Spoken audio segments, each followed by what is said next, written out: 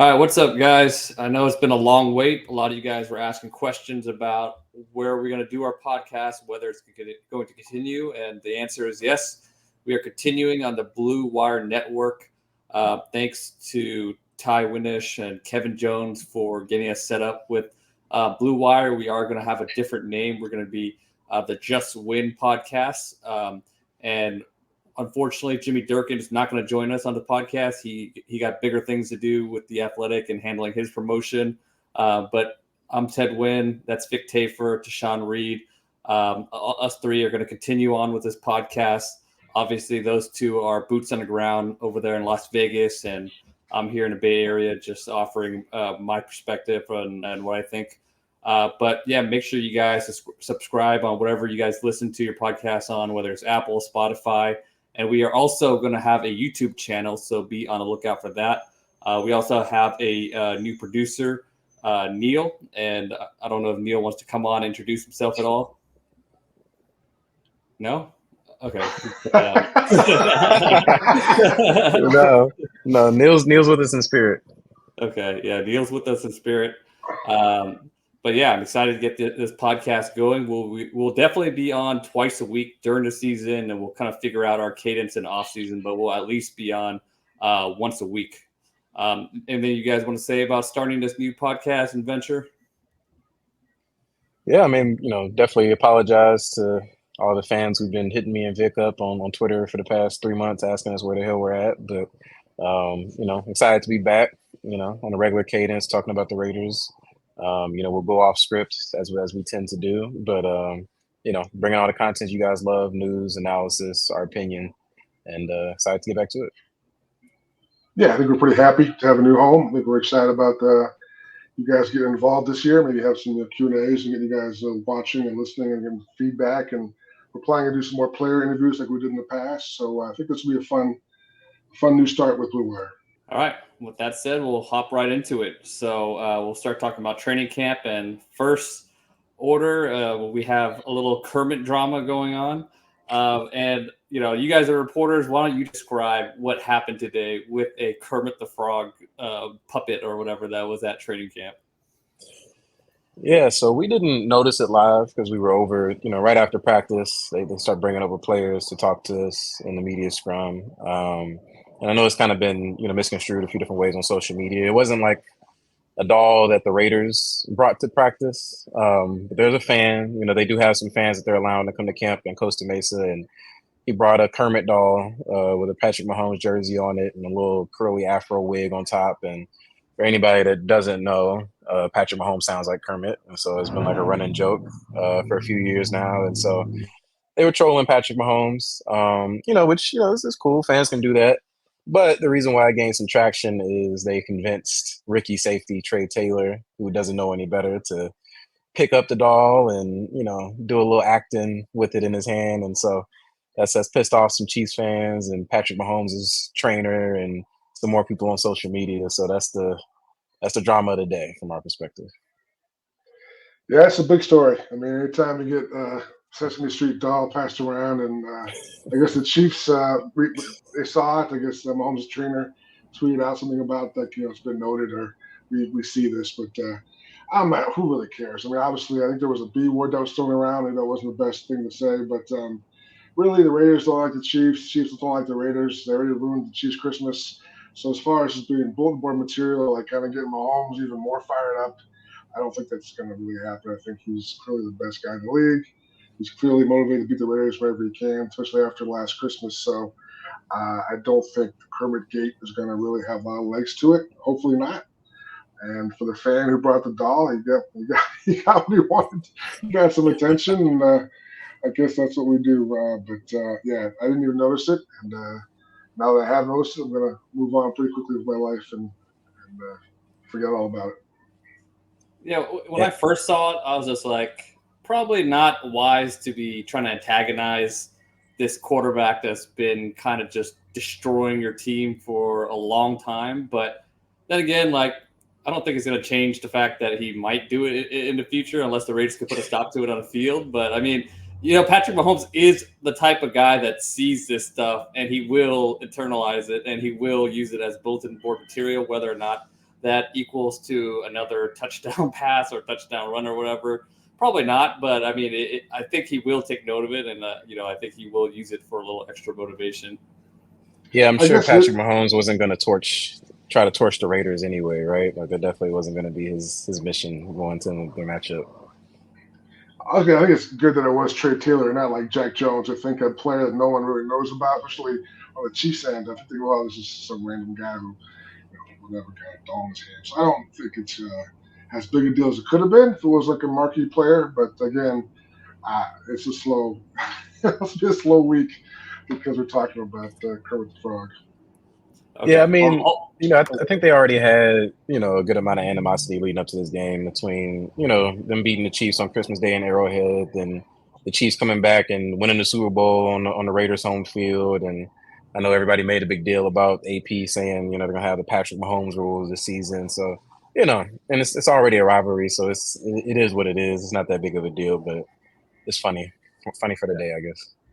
Just adding on to the long list of antics between these teams, and on top of stomping the logo, and then you have to ring around the rosy, and then you have some of the social media stuff. Just another thing to add to the list between the Raiders and Chiefs. But hopefully that's the last time we talk about any Muppets or anything. But we're going to move on to a more important subject. The quarterback battle between Aidan O'Connell and Gardner Minshew. Right now, it looks like Aidan O'Connell has a bit of a leg up in the race, and he's the starting quarterback, which should be expected because he did play pretty. I mean, maybe.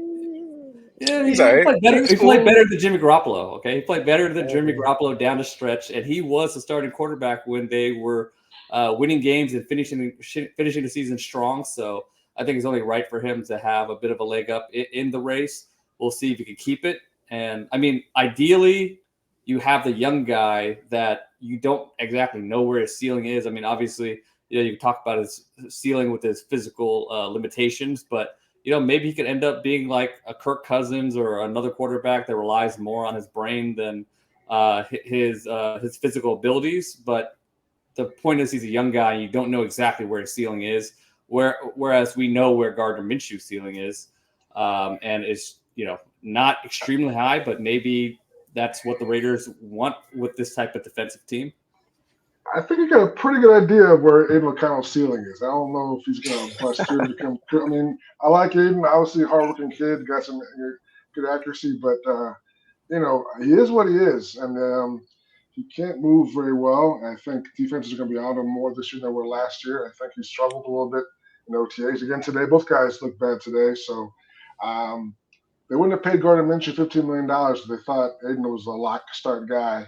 Now they're saying Aidan's got some more swagger this year. Yeah, that's definitely true.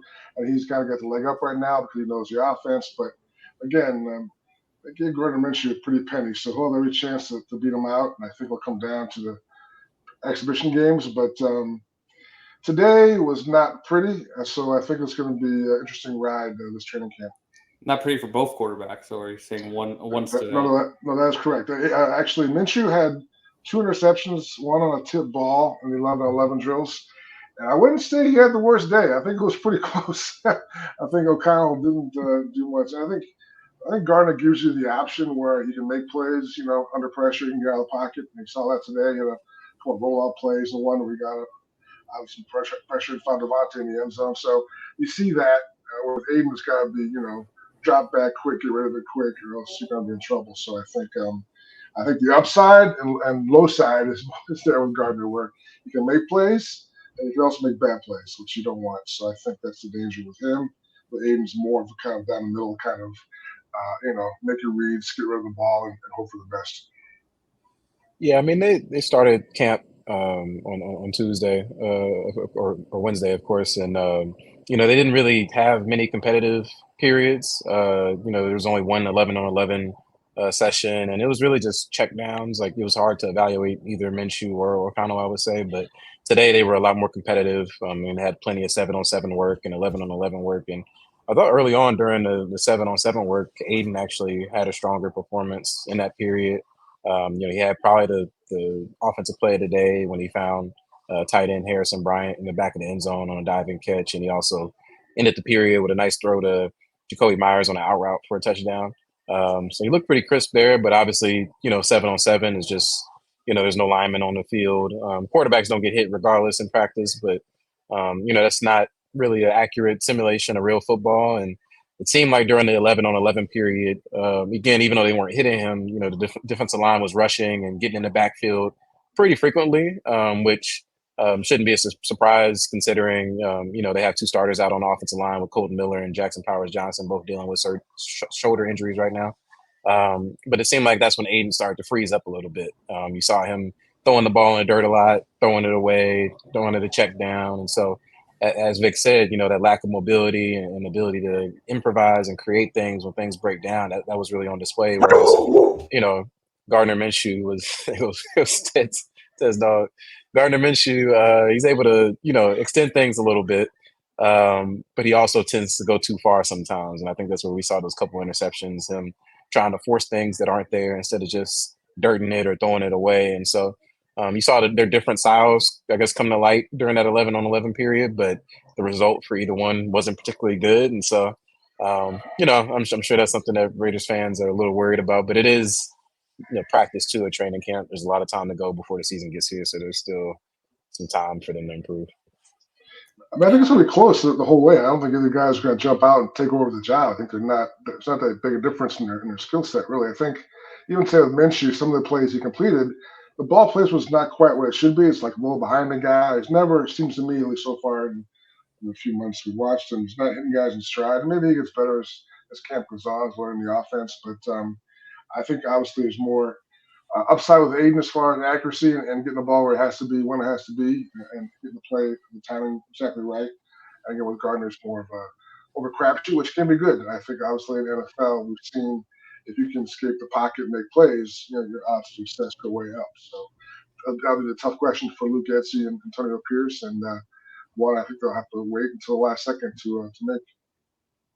Yeah, and when I talk about ceiling, I just think, obviously Aidan doesn't fit that bill of the modern quarterback that, 6'5", could throw 70 yards off his back foot and could escape the pocket and run like a gazelle. He's not that type, but he's only had 1 year of experience, so you kind of hope that he could take big leaps in the next year or two if, you are going to start him, and maybe he could play well as that kind of old school prototype that wins in a pocket. And if he does have one elite trait, he's very accurate. So, hopefully his mind could be a weapon, and he could really change the game at the line of scrimmage and be good in the classic drop back game. But we'll see. And I don't think the offense not playing well is anything to panic about. That's how it probably should look right now, with the defense coming back with a bunch of starters and playing the same system. They should be very comfortable.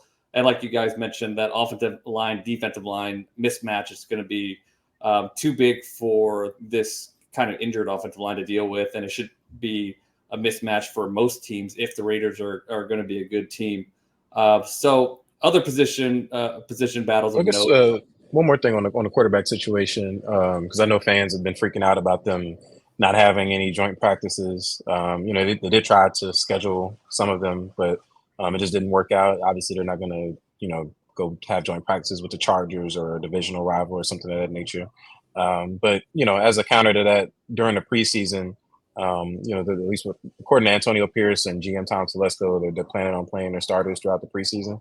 And I think those games are going to be really pivotal when it comes to the quarterback battle specifically. Both Minshew and O'Connell are going to be out there. And, not that the practices don't matter, but ultimately to figure out who separates themselves is going to come down to who looks better when the reps are live and there's actually guys coming at them and trying to hit them out there. And so, I think this is going to be a battle that goes all the way up to the start of the season.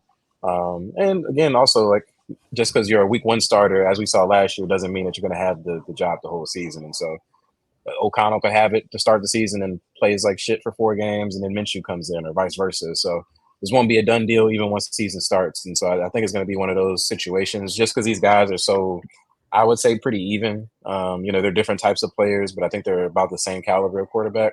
I don't think this is going to be a situation where they're locked in on one guy for the entire year. And sometimes you hear like, you know what, they're going to play O'Connell first because he's a young guy.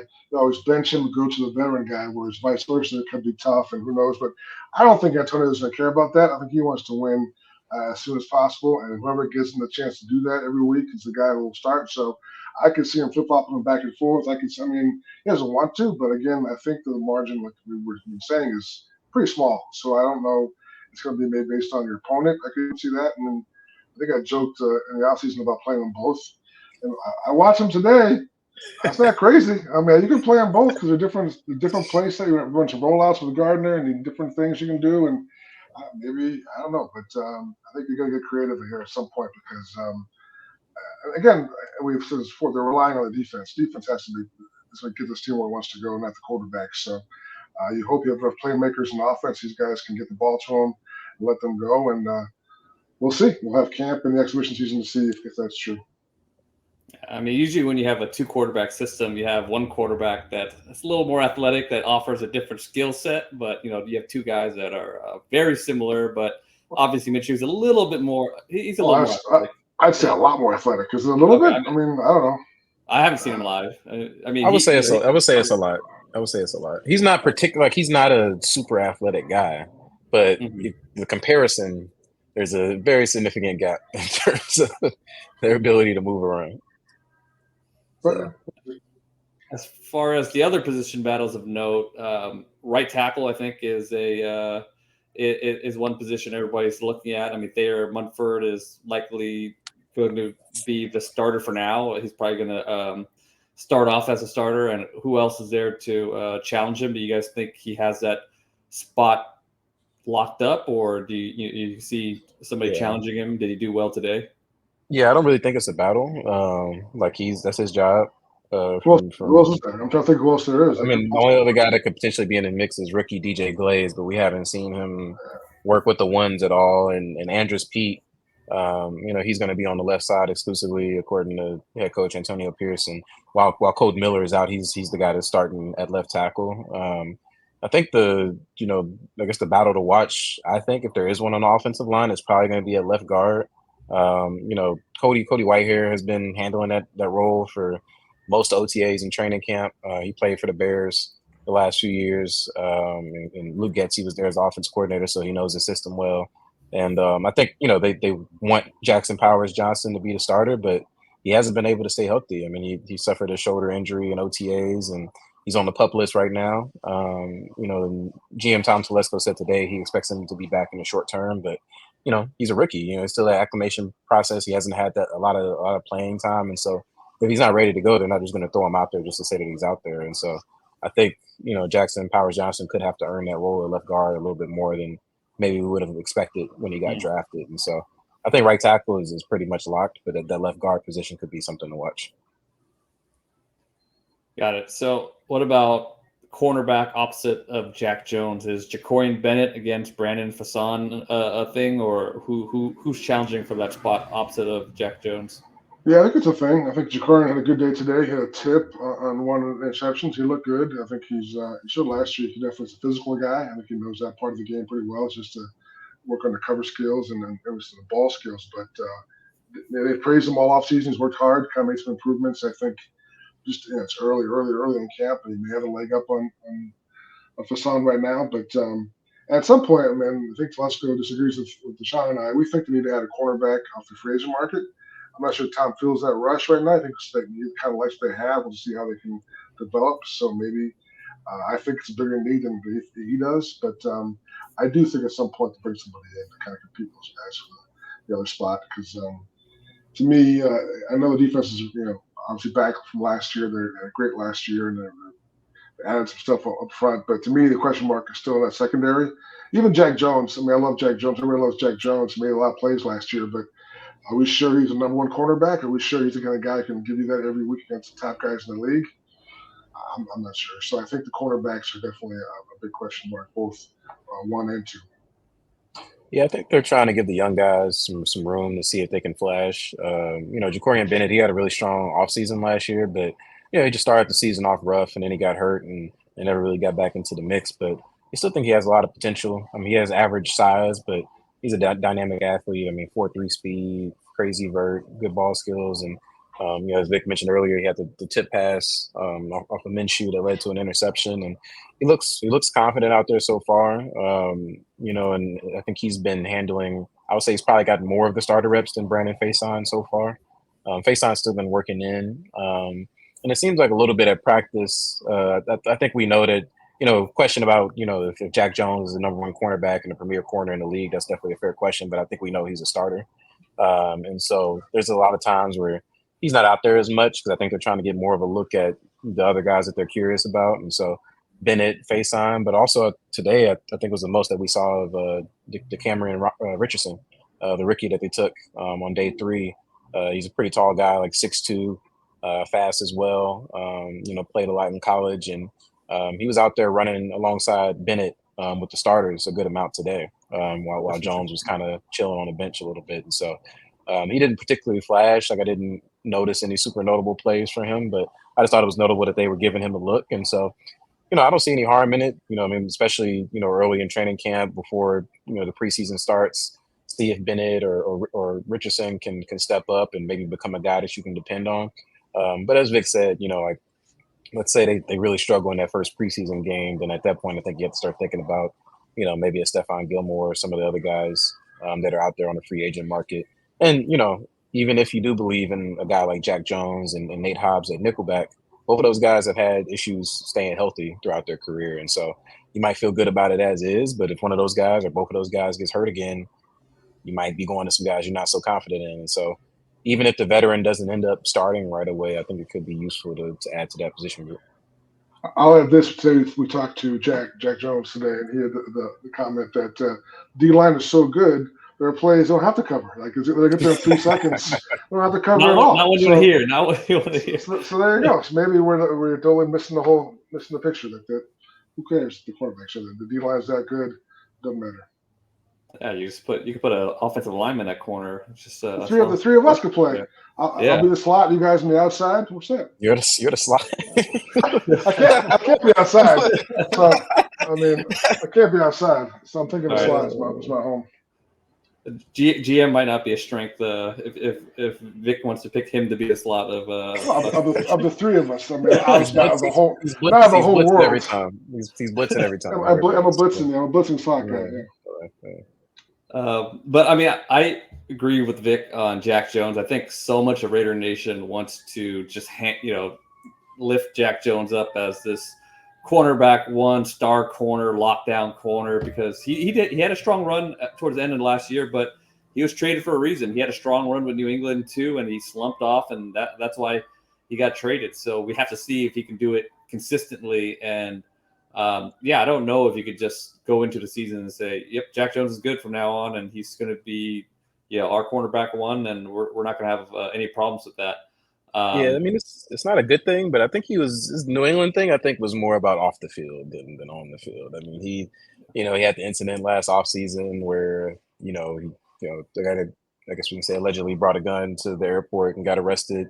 And then, we had some incidents during the season where he missed some meetings, and, Bill Belichick, we know him, he was not a guy that had dealt with a lot of nonsense, and so that's why they ended up releasing him. I think more so than his play. I think when he was on the field, I think he was really good, but a mix of the off the field stuff and then the injuries. I mean, he's a really skinny guy. Like, I'm not the biggest guy, but he's pretty thin, and he's had a variety of injuries his first couple of years in the league, and so AP knows him. He's coached him since he was in high school. It seems like he's got his head on straight now, and knock on wood, won't get into any off the field trouble, but. Again, like you said, being consistent and also staying healthy. I think those 2 things that he still needs to prove.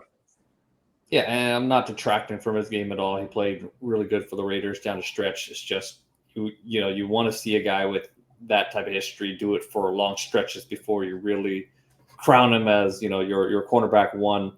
And I think Ja'Cory Bennett has some skill, and I thought his athleticism popped off when I watched him in camp last year. So, I'd be excited to see if he can develop and continue to hone in on his technique, and just really get in the film room and study what these wide receivers are doing, where their tells are. I think obviously the Raiders are hoping that he could emerge as their corner, because anytime you could have a good corner on a rookie contract second year, that's going to be a win. Any other position battles of note for you guys? I think receiver will be one. I think we had the surprising retirement of Michael Gallup the other day. I think he was kind of locked in as number 4 guy. I mean, I thought he had a roster spot kind of based on his resume. So I think that's kind of a now wide open spot.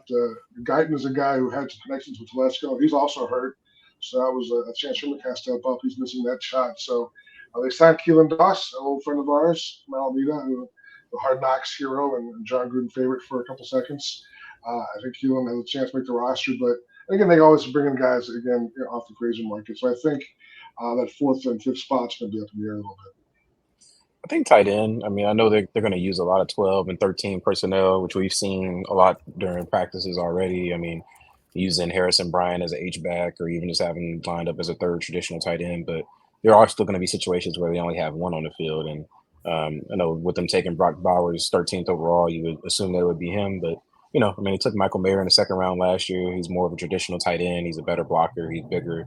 And so I think they're confident that Bowers, isn't just a receiving only guy. He's not like only going to be lined up as slot receiver. They also believe he can line up as an inline tight end and even be used as an H-back. But blocking guys, even though it was SEC, blocking guys in college is different from the NFL. And so he's going to have to show a lot of growth in that area in order to, get those types of snaps over Mayer. And so I think tight end is, while they're both going to play a lot, I think it's sort of a sneaky position battle still. And then, another role on the team. It's not a, I guess, offense defense position battle, but what they do on special teams, I think is going to be interesting. I don't think they've really determined who their return men are going to be, punt returner or with the revamped kickoff rule, how they're going to, try to take advantage of that. I know, Ted, you wrote an article recently on The Athletic about, how basically NFL coaches expect it to be a little bit of a shit show early on in the season. And so I think they had 7 different guys returning kickoffs today. And they even had, in terms of who's doing the kickoffs, they had like Jack Jones out there and a couple other defensive players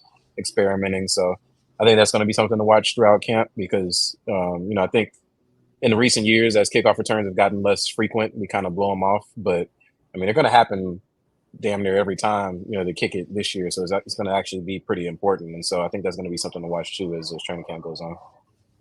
Yeah, just going back to the shit show thing. The special teams coach I talked to, basically, when they studied XFL, kickers were involved in the Dave Tubb, the special teams coach from Kansas City, said he estimated, they were involved, I think, about 30-40% of the time. Even if they're not making a tackle, they have to come up there and, take away an angle and make them cut back or whatnot. So you can't just have a kicker who can't tackle at all be out there, especially, if you get a big return. And second, a big rule change difference between the XFL and the NFL kickoff is that the kickoff team can move as soon as the ball touches the ground. In the XFL, you had to wait till the returner picked up the ball. So once the ball touches the ground, the special teams coach I talked to said it was called, he called it artificial hang time because it gives the kickoff team time to get down there. So in a way, they're incentivizing bad kicks. So they don't really need a really great kicker there. They could have a kicker come out and just kick some shitty balls on the ground and go and cover. That's the reason why teams are trying out different guys there. Yeah, there was a lot of shitty kicks today, my boy, because Jesus. I mean, Jack Jones, Luke Masterson. So, yeah, we'll see how it all comes together. That's what they want. The NFL wanted to bring this play back. They wanted, spectacular kicks and returns and whatnot. But the funny thing is it might end up just being a shit show like the special teams coach said. So we'll see. When fans are checking their Twitter for updates and whatnot, they're looking for their their favorite player making plays in training camp, but they're also dreading to look for injuries. And we had 2 teams already lost their starting corners. The Rams lost their starting corner for the season. The Vikings lost their starting corner for the season on the first day kickoffs. I don't think the Raiders are dealing with anything nearly that bad. Any injury updates for the fans? Yeah, I mean, Colt Miller, obviously he got hurt toward the end of last season. There was a shoulder injury that required surgery this offseason. He didn't participate at all in OTAs, and he went on the PUP list on Tuesday. And today, Tom Telesco spoke to reporters before practice started and said it's probably going to still be a couple weeks before Colt Miller is still back out there practicing. And I would imagine it'd be a couple more weeks after that before he's, really back in the game shape. And so That's something to watch. Obviously, starting left tackle. They're hopeful that he's going to be ready to go by the time the season starts, but that's not guaranteed. And so I think that's a pretty big deal. And then again, Powers Johnson. And he didn't miss a ton of games in college, but he dealt with a lot of different injuries, whether it was concussions or lower body injuries. And so I think that's something to keep an eye on as well. But those are the two big ones for sure. Their offensive line is already. It wasn't a good year for them last year. On paper anyway, it looked like they were set to improve this year. But obviously, if you take that left side out due to injuries, that could be a weakness pretty quickly. So that's definitely something to keep an eye on as training camp continues. All right. Any early camp impressions? Anybody jump out to you in these practices? Well, we mentioned Bennett. I thought Bennett had a good couple days so far. Diablo today had a nice little blitz. I think he's a guy people forget about. I think there's some upside there with him still. I think he can get better. And I think with the talent around him, well, a chance to really make some plays. So, trying to think who else. Anybody else? Tashan mentioned all the tight ends. There's 25 tight ends on this roster. There's like 7, but they're all making plays. I mean, even every guy I'm trying to look up is a new tight end making a catch or making a good block. So the tight ends are also deep besides the top 3. I think that will be a good battle for that 4th spot. So, I think all the tight ends have looked good so far. Yeah, I think the defense overall, but the safeties have looked really good. Today they had both of the interceptions. The first one, was really Jacoian Bennett making the play on the ball, but Merrick was there in position to pick it off, and then Gardner Minshew made it about as easy as possible, but Marcus Epps jumped to what would have been a pick 6 as well in an 11-on-11 drill, and I don't think he's had an interception in about 3 years now, so it's a good sign for him going into the season. But the pass coverage has looked really good. Obviously, in training camp, especially before pass go on, you can't really evaluate the run game, but so much, and so it's kind of hard to say how good the linebackers look, or even the defensive linemen fully. But something else that's kind of been of note, at least the first couple of training camp practices, is John Jenkins hasn't been out there, a defensive tackle, veteran, and he's older. He's in his mid to late 30s, so he might just be getting rest. I'm not sure if it's an injury, but in his absence, he's providing an opportunity. And Byron Young, third round pick from last year, is starting to get some snaps. He's flashed a little bit here and there. Christian Wilkins, said he looked pretty good when he talked to us today. And so that's another young guy that, on paper, it looks kind of tough for him to crack that defensive tackle rotation. But, if he's able to show some growth, that'd be good for them, of course. A guy that he hasn't really stood out so far, and I've kind of been waiting to see him pop a little bit, is Tyree Wilson. I think the guys have been, talking him up a lot, both coaches and players, since OTAs. For some reason, people have just rediscovered that he's a big guy. We keep hearing about him improving his physique. I don't think his physique was ever the question there. But yeah, he has it. He's been coming off the bench behind Malcolm Kuntz and Max Crosby, and so his snaps have been a little limited. And again, it's not live, so it's hard to fully judge the guys, especially before pads come on anyway. But I'll be looking for him next week for sure when they start practicing in pads on Tuesday to make some noise, because they took him 7th overall last year. He didn't really do much. They need him to really take a step forward this year. Otherwise, that pick's going to start looking really shaky.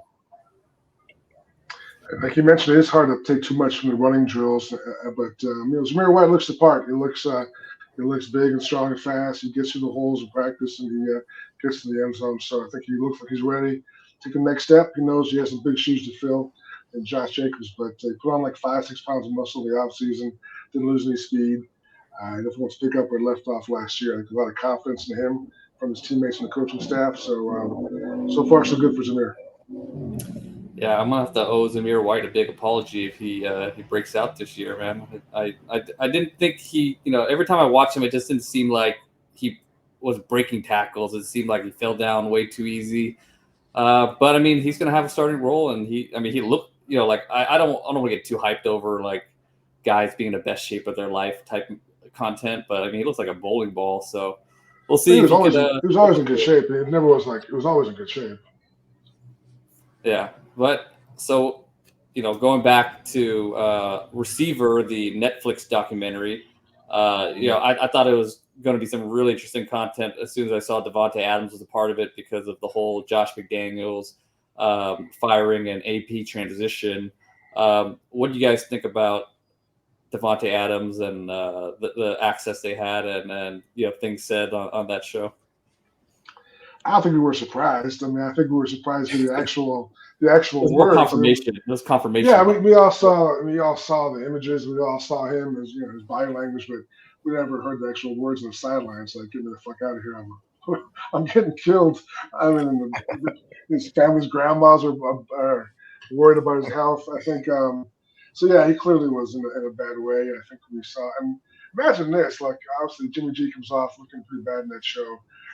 But imagine stuff that was cut, because I mean, that was the stuff that made the cut. There's things that I'm sure were cut because they were too negative or too harsh. So I think the Raiders have some input on the editing. So I think I just imagine what's on the cutting room floor. But clearly, he knows he's one of the best guys in the league. He thinks he's the best. He probably is. I think that's frustrating for him last year not to get the ball when he was open. And I think it's been a rough 2 years for him. He came here for Derek Carr. Carr, got shipped out. They brought in Jimmy G, who was Josh's guy, McDaniel's guy, and I think Jimmy was hurt more than he let on. I don't think Jimmy just went from being good to awful, but he was awful last year. I think the injuries played a part in that. And I think Devontae really, at some point, realized he had no shot to make the plays he should be making. So that all came out in the show. I thought it was a good show. I thought he came off okay. Yeah, I think because we knew he was pissed off, because I mean he brought that to the locker room with us, and we got our own sound bites ourselves. I think the thing that I didn't realize as much was how much he was hurt last season with that shoulder injury.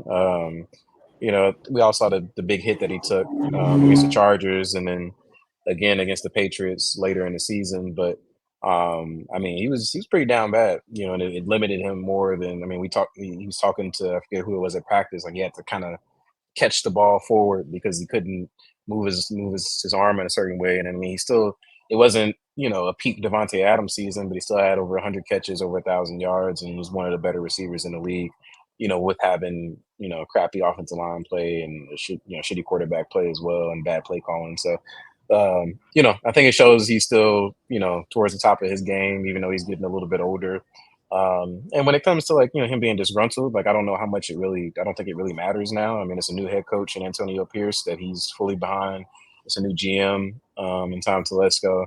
He spoke to us the other day, and it seems like he's in a much happier place. But we all know that he wants to win at this point in his career. Like he's not going to play forever. He's getting up there. His contract situation, the way it's set up, his cap hit's going to jump to a pretty untenable number the next 2 seasons. So he's probably going to be in the market for an extension sooner than later. And so if he said really his biggest thing is how they start the season. He wants to start hot, which obviously hasn't happened in his 2 seasons with the Raiders and hasn't happened for the Raiders in a little bit overall. So if they get off to a rough start and things are going downhill as that trade deadline gets near, then, maybe some things can change. But, right now they're obviously not in a negative mindset. A few people are at the start of training camp, and, they're trying to avoid getting to that point. But, even though he's not going anywhere in the near future, it could be something to watch as we get into the season.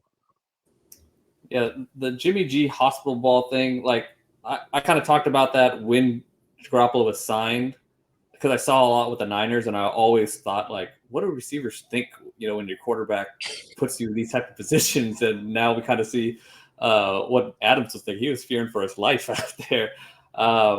But I mean, I think the show, we knew Adams was frustrated, but to see it play out like that, I mean, you just kind of see this divide with where Adams is at in his career. He's still at the top of his game, but I feel like we all know that slump is going to come eventually. He's getting towards that age, and the Raiders are in a position where they could be a competitive team, but they just quite aren't at the level that I think Adams expects them to be. He wants to be on a championship contender. So you have that divide. Is not quite, the Raiders, we don't know if they can be the team that Devontae wants them to be. And if they're not that team, do you guys think you will see more, trade rumors and that kind of thing pick up? Well, at some point, they have to either sign him to a new deal or trade him, right? Those are the 2 options, I'd imagine. So I think, like you said, they have to get off to a good start this year. I think he believes the talent on defense especially, and He loves Jacoby Myers, and he hopes the best for the quarterback. So I think he thinks they can get there. And he loves being in Vegas. So I think he wants to be here if they win. I think if they don't win, then it's time to look at other options. Which again, nothing to discuss right now, but as we get closer to the midpoint of the season and the trade deadline, and I'm sure the Jets will always be in the news about they want Devontae Adams and Aaron Rodgers, yada yada yada. That won't go away. So I think he's in a good spot because he's going to be himself. He'll have the big numbers. He'll be one of the best 5 guys in the league, if not the best. And so the question is, it's all on the Raiders if they can win, and if they want to pay him long term, and if they don't, if one of those two things doesn't happen, then they'll trade him. So I think that's something we'll talk about, I'm sure, in the coming months to come. So I mean, if the Raiders if they finish 500, would it make sense to sign Adams to a long-term deal? I think at some point you have to be a little bit pragmatic about like what makes sense, right? I mean, when they acquired Adams, it's because they thought that they were about to push to contend for a championship. They came off of making the playoffs. The thing. They got Chandler Jones on board. Chandler Jones. I think Vic wrote the column that they're Super Bowl contenders now. Had the confetti going, man. The banners up. Right, but so bottles. If you're basically you can't finish 500 anymore, but if you're 8-9 again this season or something like that, does it really make sense to pay like a 30-something-year-old receiver $40 million a year? Like, probably not. Like, they probably should trade him at that point. And so I don't think that's good enough. I don't think that's to Adams. I don't think that's what he's talking about when he says he wants it to look better. Like 8-9 or 9-8. Like, he wants to be in the playoffs, and so I think anything short of the playoffs, you have to at least consider making some type of move there. If you're Tommy T and Marky D, you guys say, look, Devontae, you want to be here? See that Jalen Brunson contract? Jalen Brunson took like $130 million less. Well, he wants to be there, he wants to win there. We got to see that, man. You want to be here long term, we'll sign you, but we can't give you the top deal you probably deserve and want. And you got to come down a little bit so we can sign the quarterback. We can maybe get Dak Prescott or get something that can actually make some plays. So I think if he wants to do it, it's got to be. I mean, we're way ahead of ourselves, but it's got to be, I think, at a reduced, team-friendly deal. Which players hate to hear that. And they should. There's no reason why you should sign a team-friendly deal unless you really want to be there, and unless you really believe the team can win at some point, in which you taking less money will help you get there. Yeah, I mean, the toughest part about this whole thing is you really have to be realistic as far as asset allocation. Like, if you want to get the most out of this, you have to be very realistic about where you are in the beginning of the season, and especially towards the trade deadline. If you're getting towards the trade deadline and teams know you're trying to get that contract off your books and you're trying to trade him, then you're probably not going to get too much from it. But I don't know, like, maybe if you start off 0-2 and you just realize, oh man, this is not the team we thought it was going to be. 0-2? God damn, 0-2. I mean, that's like, at what point do you recognize, like, this is not 0-3, 0-4, 1-3? I don't know, like 0-4. Yeah. 0-4. 0-4 is that the point where you start thinking, like, we should trade him? And like, I saw saw these. Go ahead. The trade deadline is later this year. It's not till week 10. There's some more time, but like, we're getting very far down the line. But it's week 8, week 9. If they have 2 wins or something like that, we'll be hearing plenty about it, I'm pretty sure. But we don't want to put too much depression in the fans' head at this point of year. Yeah. But, all right. What if the Niners came out and said, we're not doing this. We're not doing this. We're not doing this. I'm not talking about this Twitter rumor. We're not doing this. Stupid rumor. We're no. It's a rumor. We're not substantiating it. I'm just saying. I know you're a big pretty rookie guy. That's your guy, Ted. But still, to me, it doesn't make any sense, that rumor. So I don't know. But yeah, I think we're like they're trying to win now. They think that they can build a team around Devontae and Max and the defense and get there. So we'll see. I mean, all options are open down the road. We'll just try and focus on what they're doing right now, and they're trying to win right now. So we'll see what moves they make in camp as far as bringing in a cornerback or another lineman or a receiver, and that makes them better. But they have to win now, I think, for Devontae's sake. All right, guys, that's our first episode of Just Win. We will take questions next week, and maybe we'll have a guest on. We'll see how that goes. But we'll continue to update you guys about training camp next week. The pads come on. So, yeah, we get to see some real football. They're tackling this year. They're tackling. They're actually going to go to the ground, apparently. Yeah, Vic's going to start his Anthony Brown quarterback 1 campaign next week. It's exciting stuff. I make no promises otherwise. We'll see. I gotta see. I gotta watch some more. Yeah. So again, guys, just make sure to subscribe on Apple, Spotify, wherever you guys listen to your podcasts, and look out for our YouTube channel at Just Win Podcast. All right, y'all. Peace. All right, guys. Adios. All right.